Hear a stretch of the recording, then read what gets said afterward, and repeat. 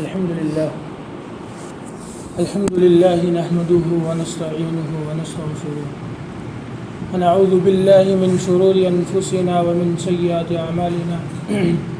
من يهده الله فلا مضل له ومن يضلله فلا هادي له ونشهد أن سيدنا ومولانا وحبيبنا محمدا عبده ورسوله أما بعد فأعوذ بالله من الشيطان الرجيم بسم الله الرحمن الرحيم قال الله تبارك وتعالى في القرآن المجيد والفرقان الحميد وما محمد أبا أحد من رجالكم ولكن رسول الله وخاتم النبيين وقال الله تبارك وتعالى في القرآن المجيد في موضع آخر وداعيا إلى الله بإذنه وسراجا منيرا وقال النبي صلى الله عليه وسلم بلغ عني ولو آية صدق الله العظيم وصدق رسوله النبي الكريم. محترم عزیز دوستو بزرگوں، اللہ تبارک و تعالیٰ کا بہت بڑا احسان اور کرم ہے کہ اس نے ہم سب کو ایمان کی ایک عظیم دولت سے نوازا کہ اللہ رب العزت اس ایمان سوز ماحول کے اندر اور اس شرور اور فتن کے زمانے کے اندر اللہ نے ہمیں یہ نعمت دی اور ہمیں منتخب کر کے اللہ نے ایمان والا بنایا کہ اللہ کا ہم پر بہت بڑا احسان اور کرم ہے. اس کے بعد اللہ رب العزت نے ہمیں ایک ایسے اہم فریضوں کا ادا کرنے کی توفیق عطا فرمائی کہ جس کے بارے میں اللہ کے رسول صلی اللہ علیہ وسلم نے فرمایا کہ وہ میرے آنکھوں کی ٹھنڈک ہے، کہ جس کے بارے میں فرمایا کہ وہ دین کا ستون ہے، وہ نماز ہے، جس کو اللہ رب العزت نے ہمیں باجماعت ادا کرنے کی توفیق عطا فرمائی. میرے محترم دوستو بزرگوں، اللہ رب العزت نے انسان کو دنیا کے اندر بھیجا اور انسان کی جو تخلیق ہوئی اس تخلیق کا اللہ رب العزت نے اس کے جسم کو دو چیزوں کا مرکب بنایا. ایک ہے اس کا ظاہری جسم جو کہ اس کی باڈی نظر آتی ہے باہر سے، ایک ہے اندر کی روح کہ جو انسان کو دکھائی نہیں دے رہی. اللہ نے ان دو چیزوں کے مرکب کو انسان بنایا. اب جب انسان کے ساتھ اللہ رب العزت نے دو چیزوں کو لازم کر دیا. کیا؟ ایک ہے اس کی ضرورت اور ایک ہے اس کی ذمہ داری.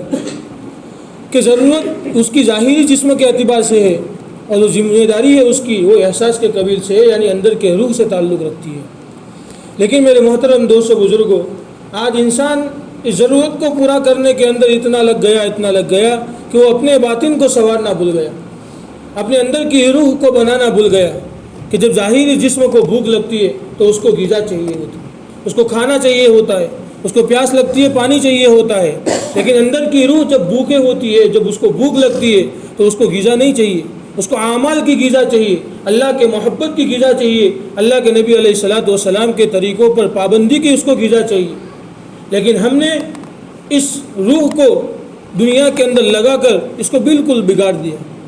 کہ وہ روح ہمیں اللہ کی یاد نہیں دلاتی، وہ روح ہمیں اللہ کی یاد نہیں دلاتی. میرے محترم دوستو بزرگوں، ایسا ہی ماحول تھا اور اس سے بھی خطرناک اور بڑا ڈینجر ماحول تھا اس وقت اللہ کے رسول صلی اللہ علیہ وسلم کی بعثت ہوئی مکہ مکرمہ کے اندر، کہ پوری دنیا کفر و شرک و جہالت سے بھری ہوئی تھی، کہ ان کے دلوں کے اندر ایمان کی ذرا سی بھی شمع نہیں تھی. ایمان کا سورج بالکل منہدم ہو چکا تھا، ایمان کا نور قلوب کے اندر بالکل باقی ہی نہیں رہا.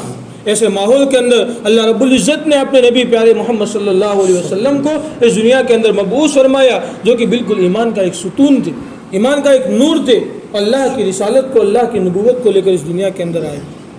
اور اس نبوت کی اور اللہ کے ربوبیت کی، اللہ کے توحید کی، اللہ کے وحدانیت کی جب انہوں نے اعلان کیا، اور صفا پہاڑی پر جب انہوں نے اعلان کیا کہ قولوا لا الہ الا اللہ تفلحون، کہ تم کلمہ پڑھ لو تم کامیاب ہو جاؤ. تو پھر کیا پوچھنا تھا میرے عزیز دوستو بزرگوں کہ وہ قوم ایک ساتھ آپ پر ٹوٹ پڑی اور آپ کو پتھر مارنے لگی، آپ کو گالی گلوچ کرنے لگی. لیکن میرے محترم دوستو بزرگوں، بات کو زیادہ لمبی نہ کرتے ہوئے میں اتنا ضرور کہوں گا کہ آپ کی محنت نے ان پتھر مارنے والوں کو صحابی کا درجہ دیا، کہ اللہ رب العزت نے اللہ کے نبی علیہ الصلوۃ والسلام کو وہ جذبہ دیا، وہ طاقت عطا فرمائی، اور اپنے فضل سے ایسی محنت کی اور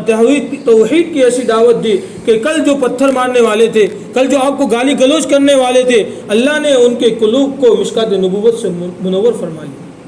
کیسا منور فرما لیا کہ کہ اپنے جذبات کو اللہ کے نبی پر قربان کر دیا، اپنی خواہشات کو اللہ کے نبی پر قربان کر دیا، اپنا سب کچھ اللہ کے راستے میں اللہ کے نبی کی جان پر قربان کر دیا۔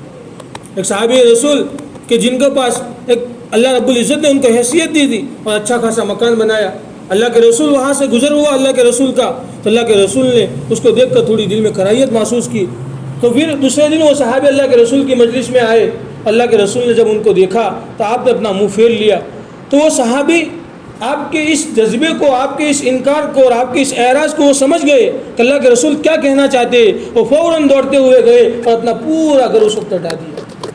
میرے عزیز دوستو بزرگوں، کہ وہ کل جو پتھر مارنے والے تھے وہ آپ کے جذبے کو سمجھنے لگے، آپ کی منشا کو سمجھنے لگے، کیوں کہ اندر کے ایمان اتنا مضبوط ہو چکا کہ اللہ پر یقین ان کو ہو گیا، اللہ پر یقین ہو گیا۔ لیکن میرے محترم دوستو بزرگوں، اللہ رب العزت کا یہ اٹل فیصلہ ہو چکا ہے، وما محمد ابا احد من رجالکم ولکن رسول اللہ،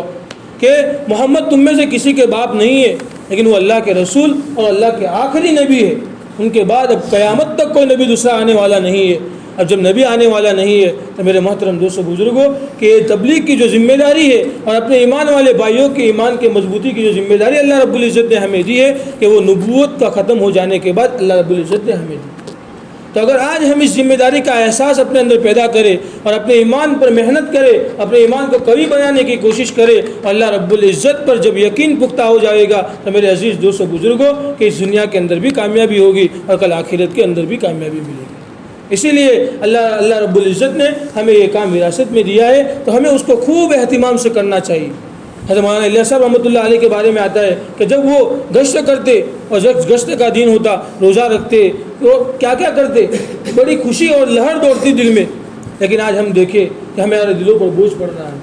ہمارے دلوں پر بوجھ پڑ رہا ہے، دن کی ذرا سی بات سننے میں مار محسوس کر رہے ہیں۔ کوئی آدمی بات کرنے کے لیے آتا ہے اور دل میں یہی تمنا رہتی ہے کب وہ ختم کرے گا، کب وہ ختم کرے گا۔ میرے عزیز دوستو بزرگوں، آج ایمان کی کمزوری کا درجہ یہ ہو چکا ہے،